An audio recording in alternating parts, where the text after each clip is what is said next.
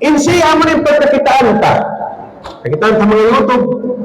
Apabila mabot na inyong Ashura, maglubat simbaran. Kakitaan mo, magbuho yung mga pamaranan nila. Sa ita, magpaon sila mga nasihat. Magtalis-talis, magtulungan, magkasusahan. Ipakita nila hatang sila nasususan. Magtirat sa mga ulo, magparoon. Sambil bata-bata, magpaparo.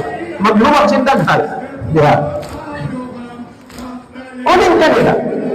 In kanila, pangahangad nila, Sin'in Husayn, radiyallahu ta'ala anhu, apo si Rasul sallallahu alaihi wasallam, dahil inuwa ka Ashura'ya.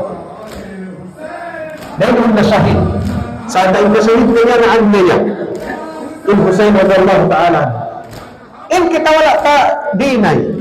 Sindi yung Husayn na ang niya. Naruno na ang niya. Apo si Rasul sallallahu alaihi wasallam. Sa ating kita niyo, malasak kita niyo ahlul bayt. Apo si Rasul sallallahu alaihi wasallam. Sumagawa yung hininang besin, hinang nila na tupas para kala kita niyo. Yung pangalagad, hinamiyag to. Hati niya maadlaw yaon, sumay magkasusahan ng kata. Hagkay na sampalatay kan Husayn. Hasubaya, kana naman pag-in sakit. Amin, kaya na naman si Husayn, masubay kita sa belum naman, dubak simbalan sakit.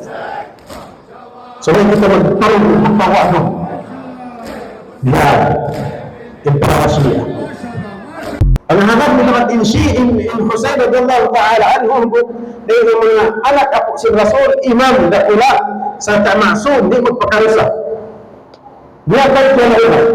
Sambil ang din kanila, hiyaram nila yung magpuasa hadlayan. Akonsul, hiyaram. Apang hanap nila, pasalanggaw na ang mga sunnah, mga ahli sunnah, adyaman na kauna, Allahu alam, bisawab.